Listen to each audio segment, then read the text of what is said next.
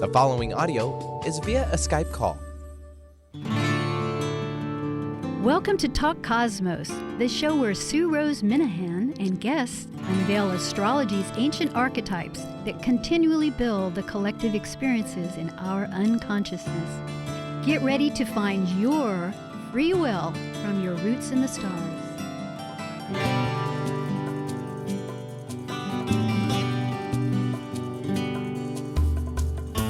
Hi, I'm Sue Rose Minahan of Talk Cosmos on July 21st, 2018.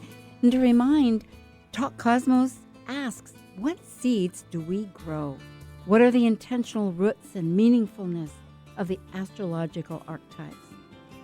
And the archetypes are those that are centered on the month sign, the planet, house, and symbol. This month, it's Cancer and the crab and the moon. And we are going to be actually including Leo. We're on the cusp at that liminal moment between one sign and the next, which is not just like a linear moment, but energetic transference of vibrational movement, because as we know with quantum physics, life is vibrational and we're connected in so many ways. Liminality is, as I have looked up, the quality of ambiguity or disorientation occurs in the middle stages of rituals. That's the definition, but actually it is in that energetic. There was an astrologer, Sarah Prebes, that really inspired me to look up that word liminality, which, because the sun and the moon are the luminary planets, or we call them the planets, they're the sun and the moon. And astrology involves all of the cosmos, all of the energies that is part of our nature. It is nature. It is the cosmos. It's as above, as below. We're in the 5th week of Cancer. Tomorrow, the sun goes into Leo, just to reiterate. And so there's also an eclipse coming up this week that we will include in the conversation. So I'm going to immediately introduce our speaker. But first, I do need to remind people that at the half hour, we will take your questions, or if you wish to add a comment. And after the announcement at the half hour, that number is 425-373-5527. But this evening, I will be introducing a special astrologer, Laura Tad, Ph.D., human scientist, Ph.D., internet. Actually, no, not internet. Here, what I'm reading about is that she is a psychology astrologer, consultant, teaches, lectures, very active with the astrology community, that is internationally, on board members of regional groups.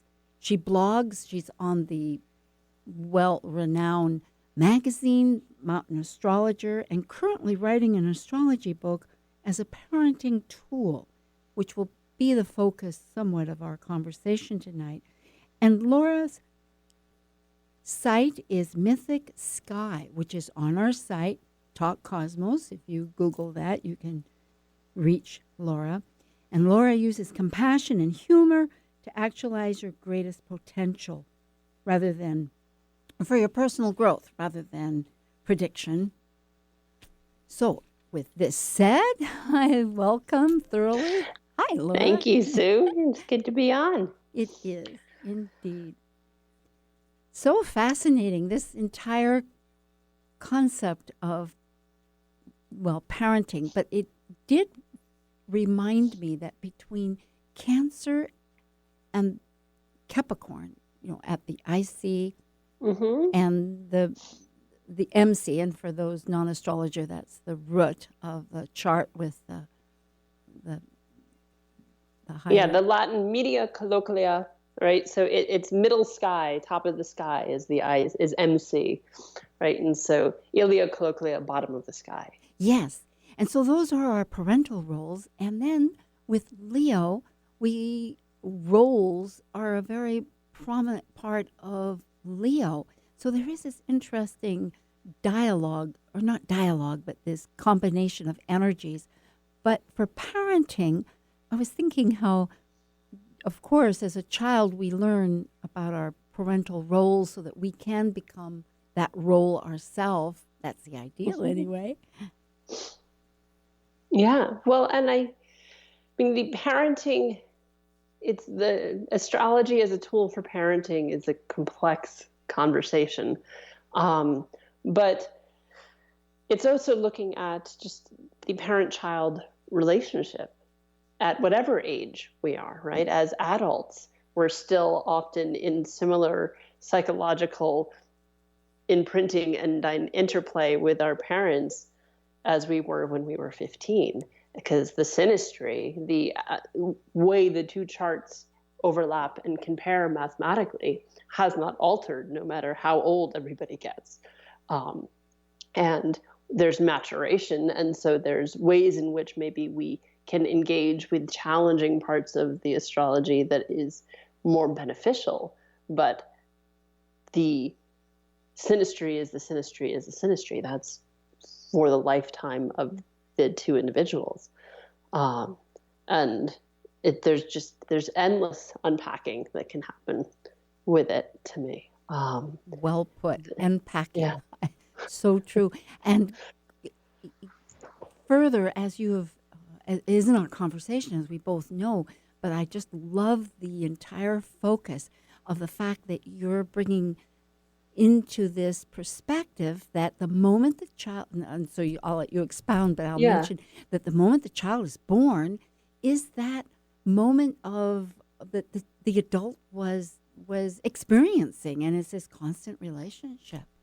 Yeah, so it was a number of years ago now. I was at a conference that the IONS was hosting, the Institute of Noetic Sciences. They're out in the San Francisco area, the North Bay of the San Francisco area, and they're a institute that's doing a lot of the research and has been doing for decades of looking at things in the metaphysical world, but through a scientific lens.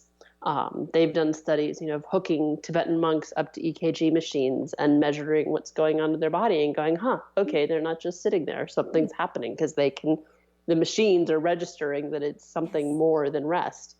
But so I was at a conference that they were hosting called the Child Spirit Conference. And I was in a lecture that had nothing to do with astrology.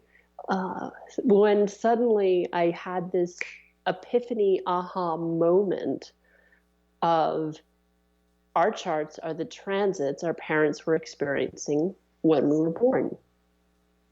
So yes, it's the synastry, but it was also transits. And that we then become these locked moments in time for them. So there is the synastry, which is about the interpersonal dynamic and relationship between a parent and a child, but that the child also then serves as a surrogate for holding in place that transit, because it's really big karmic work that person's working on. And so they're needing that transit beyond the real time that transit exists. For example, my father and I have our Marses conjunct, right? My Mars is 27 Leo and his is 26. And so he was in a Mars return when I was born. But every time we interact, he's in a Mars return. Yes, there is interpretation that you could have as to how does that Mars conjunct Mars, what is the archetypal piece of that, and how is that expressed in our interpersonal relationship. But he's also in a Mars return. Yep. And curiously, two of my brothers have their Marses also conjunct my father's Mars. So apparently it's really big karmic work he's doing, because he had 5 children and 3 of us have our Marses conjunct his. Go ahead, Sue. Well, no, this is just so powerful, because one example, but a very powerful example, but the whole concept of realizing the dimensions of, for instance, karmic work, that we're here as a healing process, that this is our incubator, our family is a whole tremendous dimension, Yes. Yes, and perspective.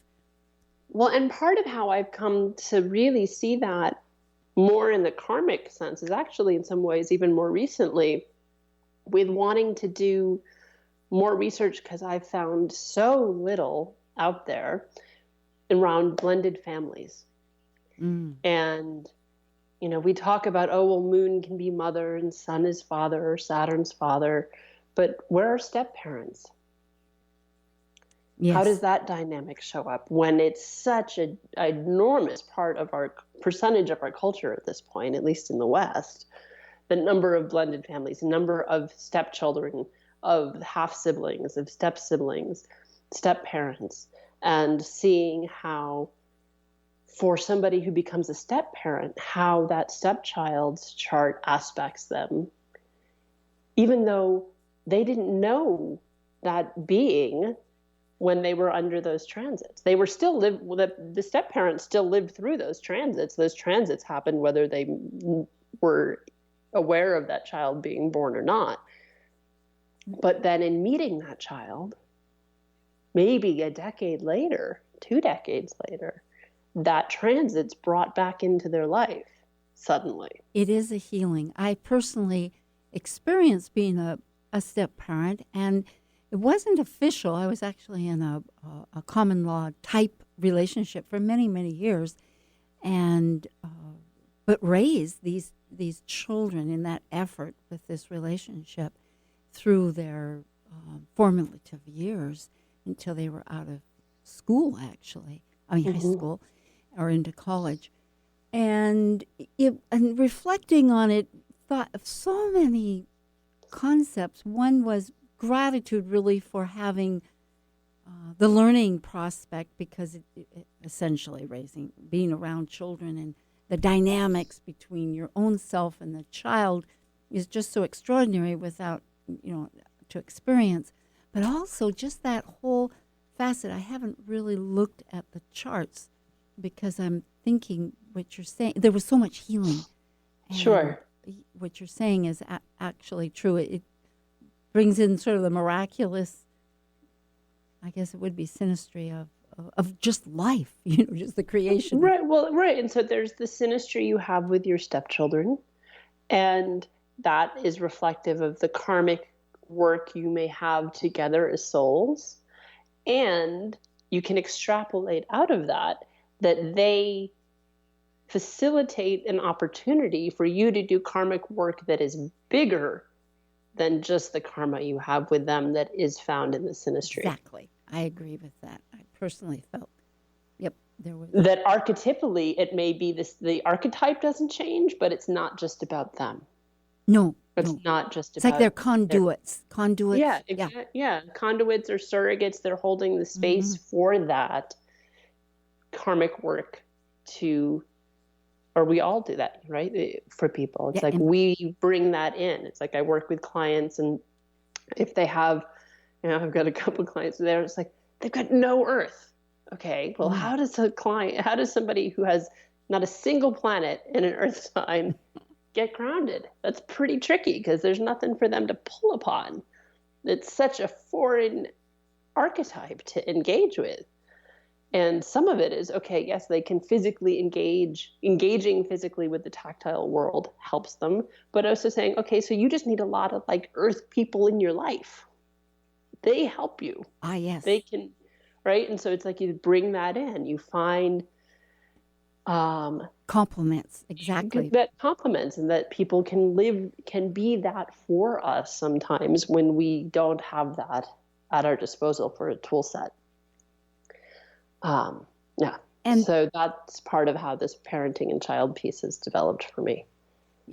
It expands too with this idea of it's not just collaboration, but like the Davidson chart, where and I know for the non-astrologers, but this is where charts can be combined to create a combination, a new chart, but a whole family can create that. So when people come into the Sure. family or they leave the family, and this is something actually that you've introduced into my thinking, so to give credit back, but the whole idea there, because that's like a constant transit in itself. You think of children leaving the nest, or else divorced families, that try to assemble a family and then they separate into families, and just the Sure. Yeah, well, all of that can be there. And I think one of the things that's interesting, whether you're using a Davison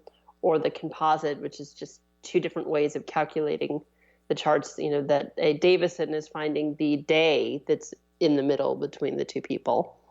The middle part of, what's in between March and September of, versus the composite, which is just mathematically a midpoint. But that looking at the synastry of a child's chart to their parents' composite chart, and how does the birth of that child alter the relationship? That's really key.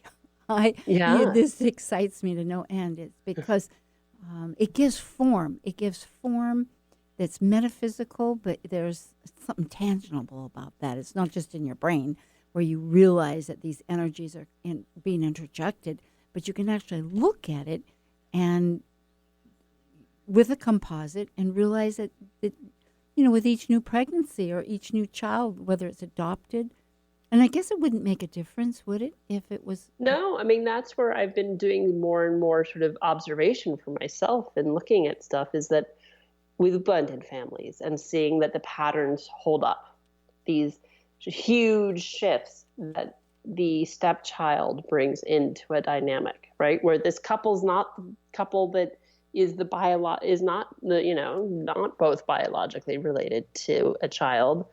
And yet, so I have clients where, they sort of went the route, the general consensus these days among psychologists is that if you have children from a previous relationship and you're involved with somebody, you wait a year before introducing them to your partner, so that there's sort of a revolving door of partners in your children's lives.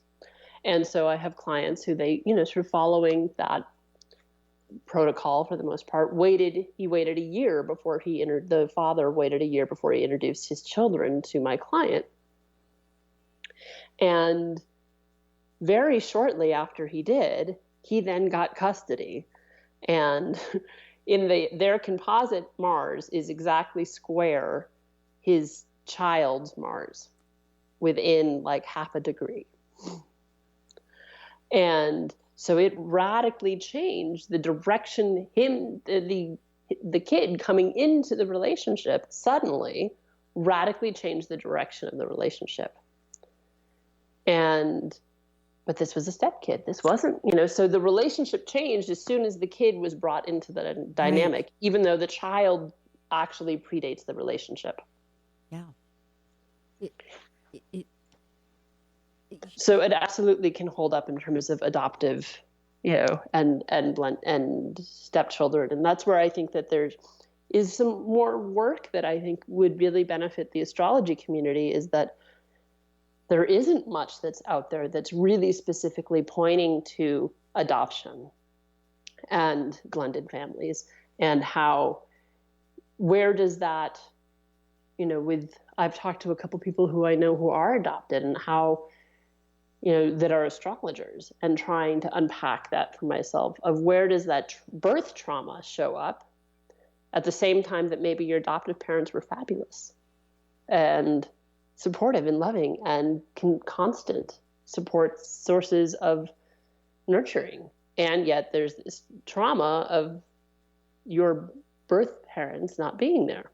And so how do both things show up in the chart, and starting to unpack where that may thematically show up in terms of archetype. Well, that does get complicated. I'm thinking, and all of a sudden my mind starts thinking of these various family units. I have a friend whose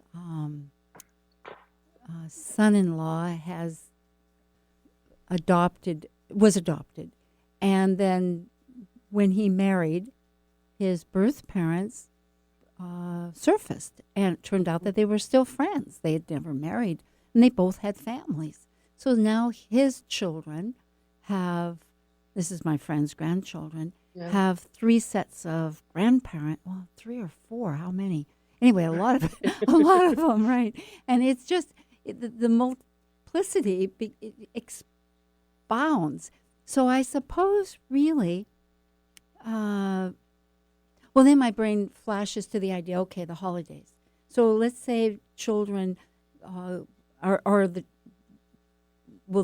you might go see this set of parents, or you might see that set of parents, but the family group that's there, I suppose that combined in their as a chart, the composite would be effective versus if. Well, that I'm trying to figure out the question. In other words, could you do that? Like, for instance, let's say you're seeing this part of the family, would that be a composite for that family at that time, or would you bring in? Okay. Yeah, I don't see why one couldn't do that.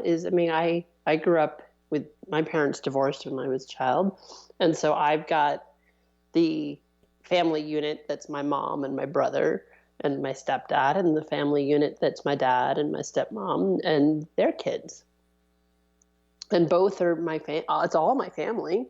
No, I'm same here. I have right. There's many layers. I wouldn't I wouldn't bring my mom and stepdad into the composite chart of my dad and stepmom, because they're not. It's 2 separate family units in a lot of ways. So that I would look at my synastry with both, but at least in our dynamic as a family, we don't all hang out together. So, but that does show very much how the energies for divorced children, such as myself too, have, or in many families, where you have these different sets of groups. Now, what about cousins? I suppose that would bring in a new emphasis, or would that be too? Sure, I think that you can look at. I think again, one of the things that I find fascinating looking at doing family stuff are the patterns that show up. And so then I would absolutely be looking at cousins, because it's saying, well, what's the family narrative? What's the family karma? What are the family archetypes that are being presented? And so when I spoke at UOC, I have a slide of, like 23 people, 23 generations, 23 people. So that's getting into cousins and aunts and uncles. Wow. Not a single Earth son. My goodness. Out of 23 people. That's extraordinary. Well, perhaps not, but it seems primarily fire and water with some air. But not a single Earth son. That would be So there's some family story there. Okay, well, how much, and you could start filling it in with as much data as you wanted. Okay, well, so what about the moon? What about Mercury? And then you could get into aspects.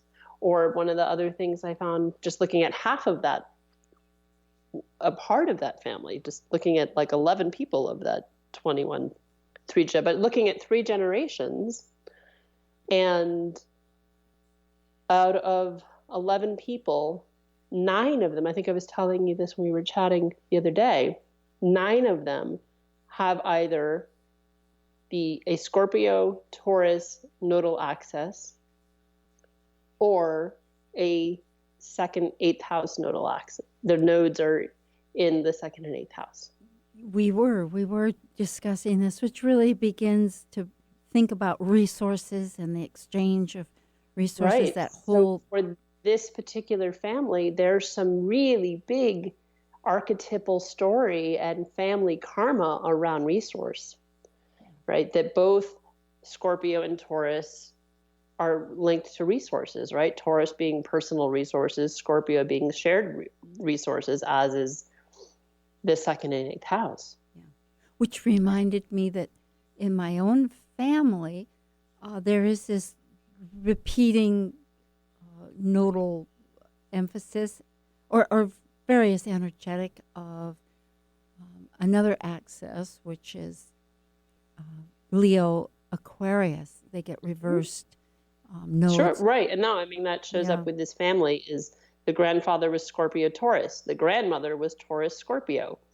Her children, who were twins, are Taurus Scorpio. The son had a daughter who is Taurus Scorpio. His second wife was a Taurus Scorpio. Yeah, there could be.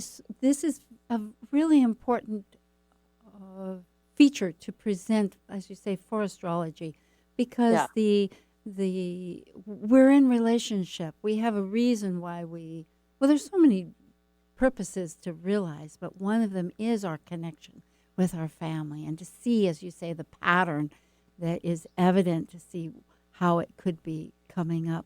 I know that. Yeah, I mean, I think it's very helpful in understanding what the family story is and why for generations there can be a dynamic that's played out over and over and over and over again. And then, okay, well, maybe you as an individual may fit within that paradigm and that archetypal patterning, but there's clearly something that's needing to be learned there, or it wouldn't keep showing up. Yes. And so, maybe you can be the one that breaks the cycle for the family. Well, yods, I believe, as I was saying, have a lot of connection with that it is a yod, for those that aren't familiar, is where you have energies. There's one that's sextile, two planets, and then they are both inconjunct, meaning that it's not easy to coordinate that energy. A little bit like oil and vinegar. You can make perhaps some good salad dressing, but it takes some effort. But from what the Yod book suggested is that this was an inherited condition, you might say, or energy coming from families' history that wasn't resolved, and there wasn't a blueprint for it, a role, and so it was really up to the self to work. I have one, and it is with that Jupiter in the Aquarius, that same energy of the, you might say, creativity and the betterment or the trauma. I mean, so many, different ways of putting it. We're going to come right back. If people do want to call, we have this number that you can call and talk to either Laura or myself about any questions or comments. And our number is 425-373-5527 for Talk Cosmos. And we have Laura Tad on tonight. Thank you.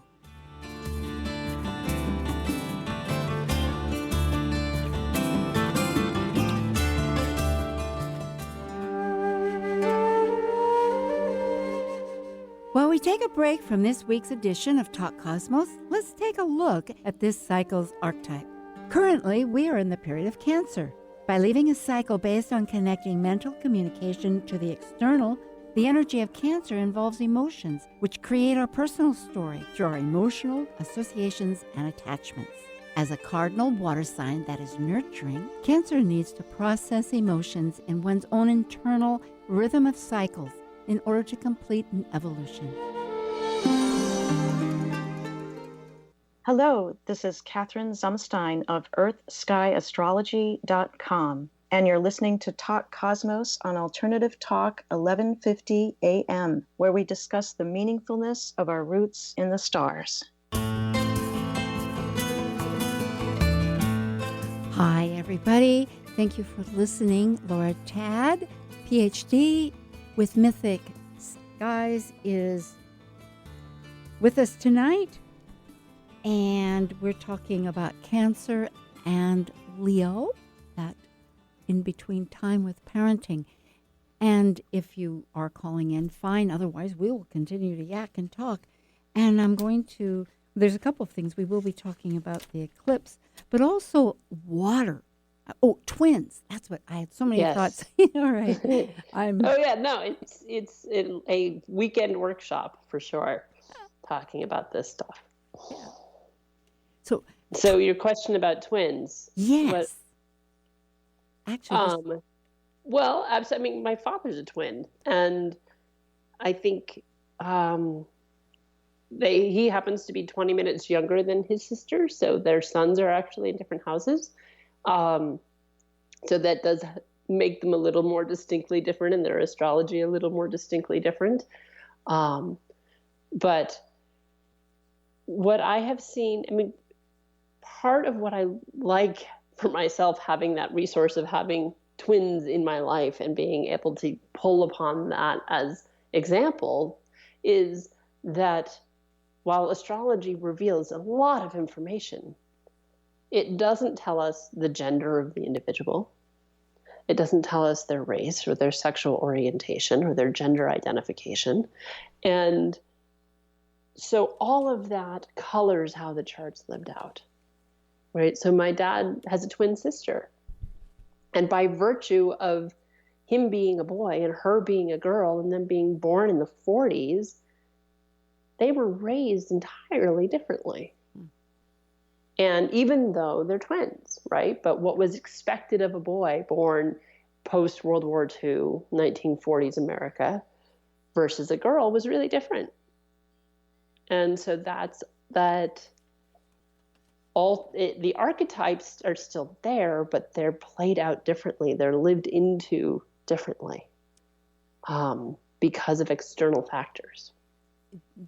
Yes, in fact, that's how really, I suppose, the free will, it's a cultural free will, but on a personal level too, because you can have the same plot of land, for instance, or the same menu, but how people, or ingredients for dinner, but yet people, how they plant the earth, or I'm using two analogies here, or else how the ingredients that they put together for the dinner, it all varies. And in fact, that really gets to the eclipse coming up, because this energy that you're bringing up with, as the example of your,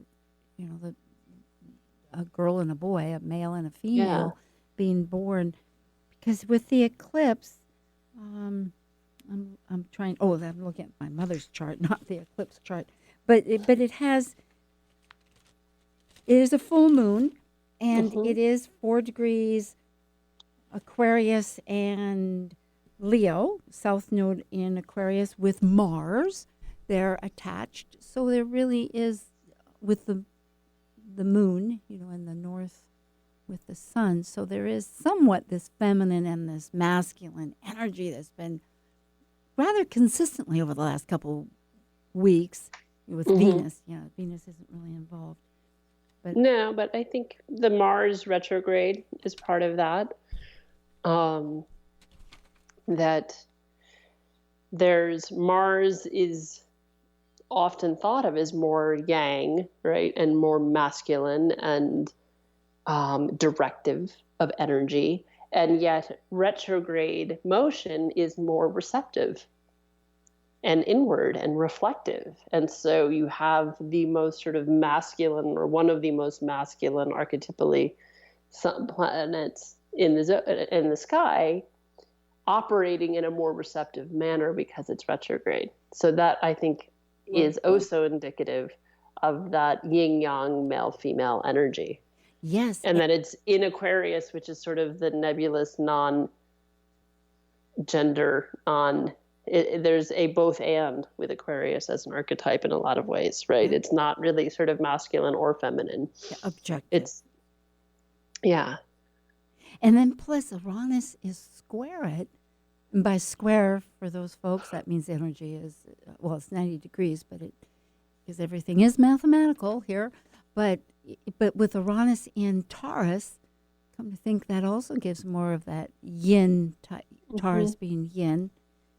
So perhaps it is one step of us trying to coordinate that sun in Leo energy that is yang being receptive, as you say, with Mars. I mean, I think it's interesting. I did, just out of curiosity, I did some research to see when were some other times in history that we had a total lunar eclipse, which is the one that's coming up, with the moon being in Aquarius. And since 1901, it has only happened 3 other times that we have had a total lunar eclipse in Aquarius. And one of them, they all had Mars kind of, and so there was one it's actually almost to the day of the one coming up, July 26, 1953. There was an eclipse with the moon and sun at 3 degrees, Aquarius Leo, and Mars was at 27 degrees Cancer. So it's a little wide, but you could pull that Mars into the conjunction of the sun. So in the same part of the sky. Yes, you could. August 6th, 1971, with the sun moon at 13 degrees and Mars at 17 Aquarius. So that's the closest we get, pretty close to what we have coming up.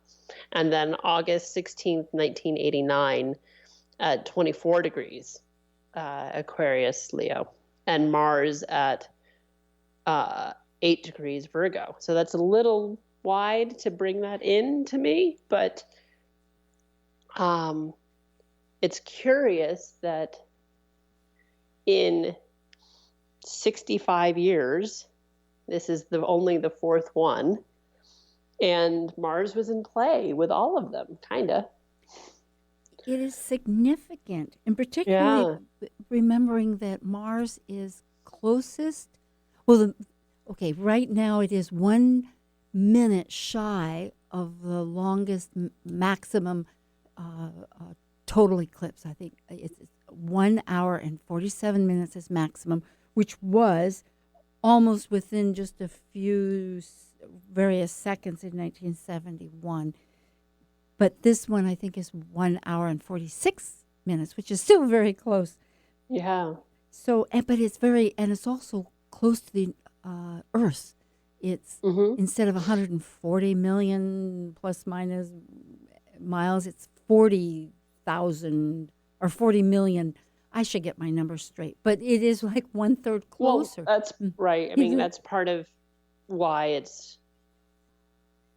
we experience it as retrograde, right?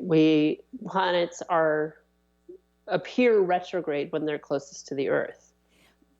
That this is true. Thank you for correcting. So that's part but it's the closest in 60,000 years. Now, I don't know, besides the 1971, I mean, just to add to these fascinating ideas, because I had not realized that there were so few. I know I keep hearing that Mars retrograde is very rare, which it is, but also Mars retrograde. I mean, it's I meant in years. Aquarius. In Aquarius. Oh, in Aquarius. Yeah, my apology.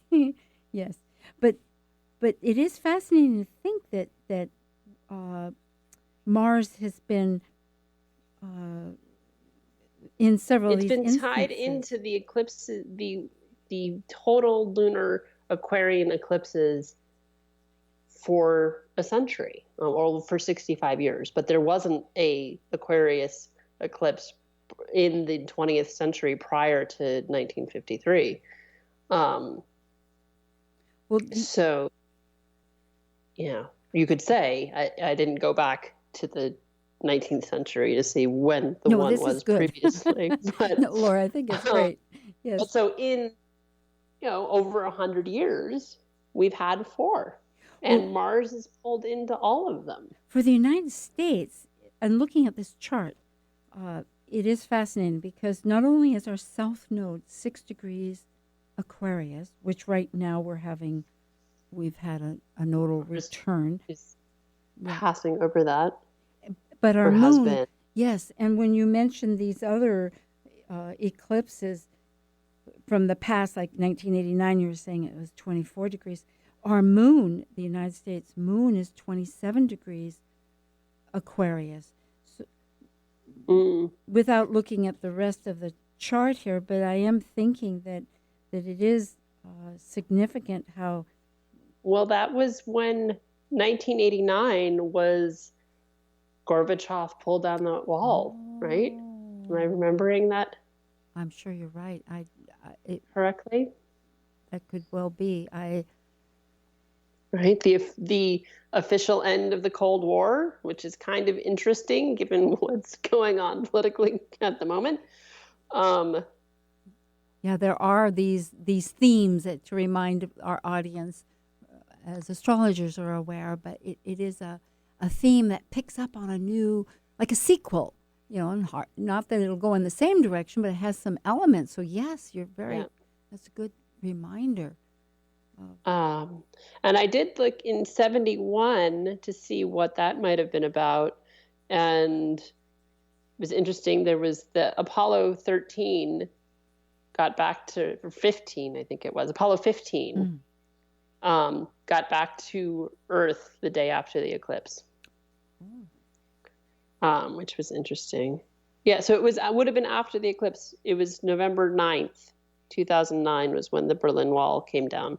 But that's pretty close. I mean, you're talking a couple months, and eclipses do have this sort of 6-month swath of influence. At least, yes. And then February 90, I think, was when Nelson Mandela was released from prison. But in terms of the U.S. and what that 1989 eclipse may have been connected, given that it hit the U.S. moon, or it was, in alignment with the U.S. moon, that it brought in these shifts. And so it'll be curious to see how it's earlier degree-wise this time than it was in 89, significantly by, 21 degrees. But it is or on 20, our 20 nodes. degrees. Yeah. Yes. But And it's then- on the nodes. And it seems like there's a bit of a tipping point that this is, eclipses are tricky because they both reveal and hide things. Yes. For their Right? very nature, that's so true, because the light, it is about that energy. That light is eclipsed. It's Right. not there. It's a rebooting of a direction. And I think all of us are feeling it in different ways, and certainly the United States, it's very significant. There's other events happening, as we know, in 2020 with Pluto and Saturn connecting. But right now, this seems like a stepping stone for us to really connect, because Aquarius is, as far social, and it is for the betterment. It is. And it's the innovator. And I describe to clients, I describe Aquarius as like Aquarius reinvents the need for the wheel. It doesn't reinvent the wheel. It's like it's beyond that. It's like it reinvents the need for the wheel. I love that. And, so because it's all about being innovative and cutting edge and revolutionary and forward thinking, and sort of, the way Steve Jobs would talk about the technology that Apple would put out is that he was designing products that people didn't know they wanted. Yes. That's right. true. And that's how he would operate. He wasn't inventing what people were asking for. He was inventing the stuff they didn't even know they wanted. And it's part of why Apple has had the success that they have had and the innovation that they've had. And so I think part of what this eclipse brings in is like, it's a little tricky because Aquarius is part of that Uranian Aquarian expect the unexpected archetype, right? And so it's like, well, what is it going to mean? Get ready for a whole bunch of unexpected stuff, but it's like, but there's a trickster quality in some ways to Aquarius. And so it's sort of like, as soon as you predict that it will be something, it won't be that, because it has to be unexpected. And it needs to bring us back to our authentic self, the real deal. And so from that standpoint, if we're not getting the message, there's going to be these shock waves that somehow leave little choice except to regroup and remobilize. So really, if we can continue to consider our values. I mean, Uranus is in Taurus, so it does want us to consider our resources and our values. Absolutely. I think that the Uranus and Taurus and it's going to go retrograde, and it'll get out, and it'll be, back then in next year. But it is reassessing our values at a really pretty profound level. And I think the Uranus and Taurus period of time will be also about revolutionizing our relationship with the earth. Absolutely, yes. Earth itself. And I think that will be the period of time where we either start to correct our mistakes in terms of how humanity has treated the earth, and we can move back some, or or the tipping point of no return in terms of global warming, in terms of all of that. But that's another another talk. Well, the mother of necessity comes to mind somehow, I think, through the unknown, which always, when we get these enormous shifts, which, as you're speaking of Uranus, is shifts. It's these lightning bolts of vision that we didn't see, but we see it. And it does require that people, through the changes, readapt.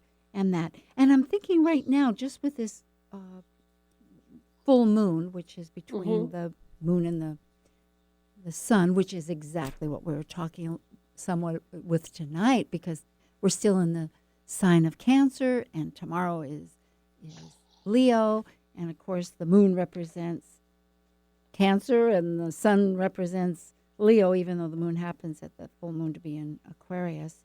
And for those people that aren't astrologers, it's the cycles. They go through signs.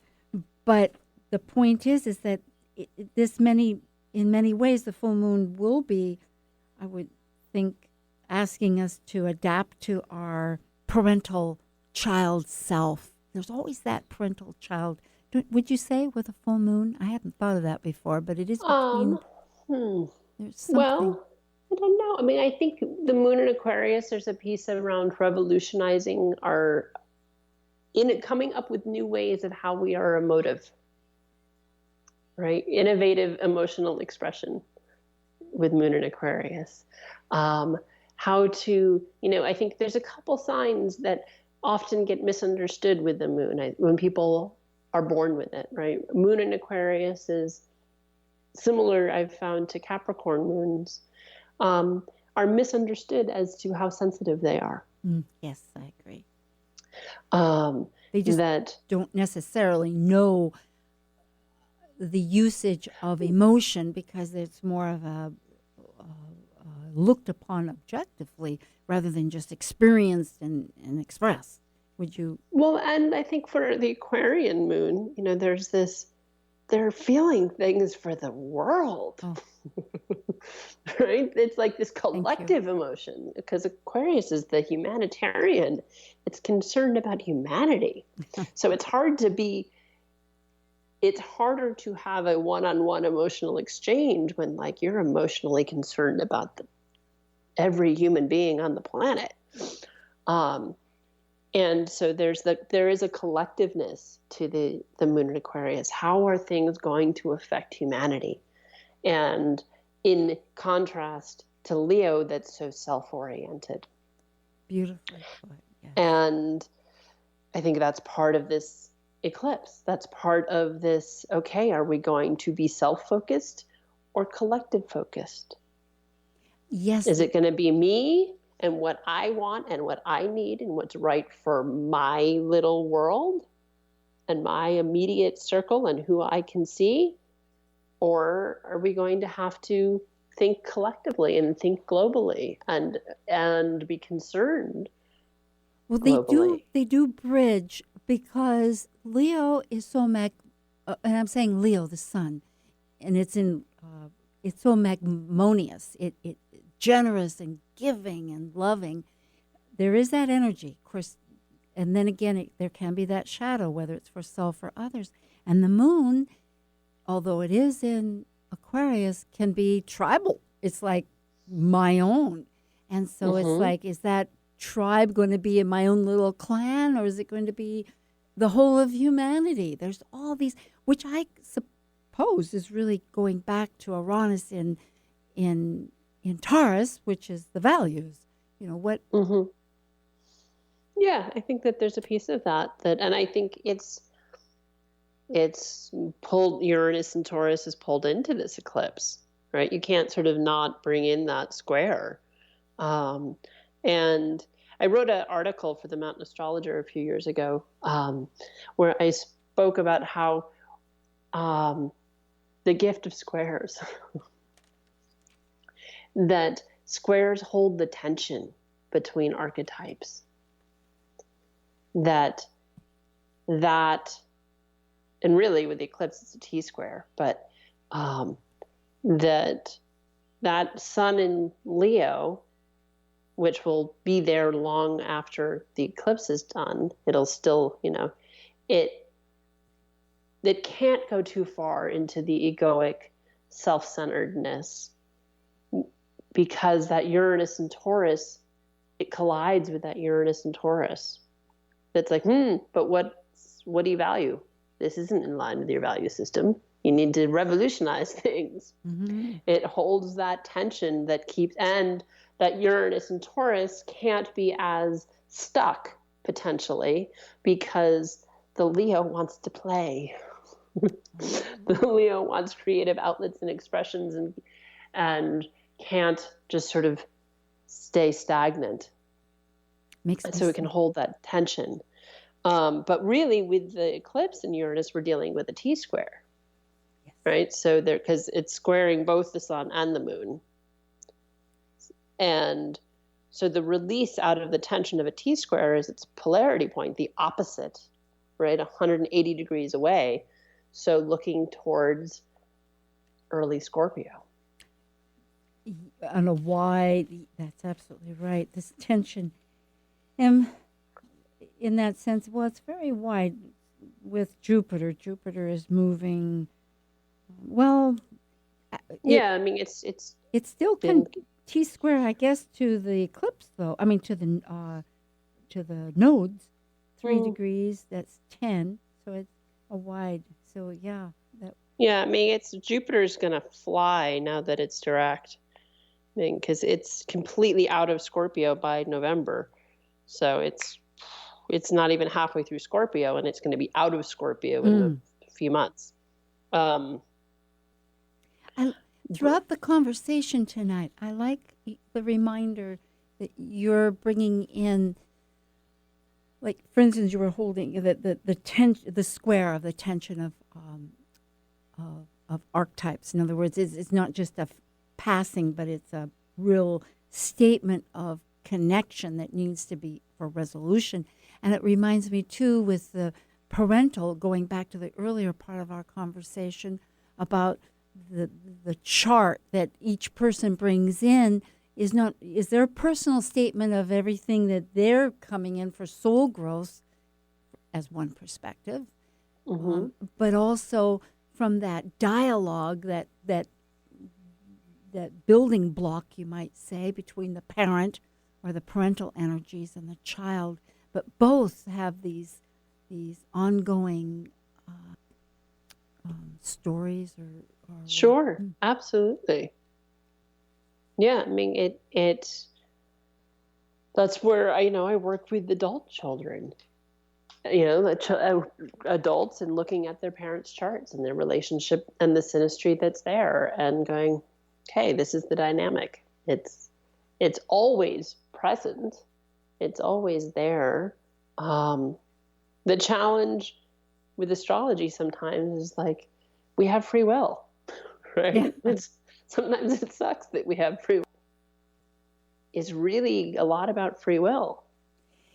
And it really, those relationships that are our triggers and our fuel for growth. That some people, right, in their charts, it is the parental axis that provides that stimulus. And it can be that fuel for growth, but if the other person doesn't want to grow, there's not much you can do about it. Well, that's true. It gets back to the whole opono, where it's really one's own responsibility. That is absolutely the truth of it. It's so true. Before we go, we have a few minutes here. I do want to thank Laura, and we'll have a moment so she can sign off. Laura Tad of Mythic Sky. You can check Laura's contact on Talk Cosmos. And next week we have Bear River, who's a Seattle Light, and we'll be actually beginning Leo, so that'll be a new dimension to work with, about our manifestation, our legacy, the full flowering of these people that we are. So, Laura, it's been a delight. We have about a minute. If you have something that you would like to conclude, I'm all ears. You are. Well, no, yeah, I think we've covered a lot in this short amount of time. And yeah. Tell me about your book. You've got a book. Let's hear about that. There's an ebook that's on my website that talks about using astrology as a parenting tool, and I'm currently writing and working on expanding that into a more, actual sort of tome. It's a 20-page ebook currently. So I'm expanding on that and doing research and actively working on that. But that's not anything that's. What will be the name? And then we'll have to go. Well, it may be similar to what I have now, which is Stellar Parenting. Ooh. Astrology as a tool for understanding the parent-child dynamic. But I know you'll go into it in such beautiful depth. You're so brilliant, and it's been a treat. Well, it's been lovely to be on. Thanks, Sue. It's good to connect. All right. Till again.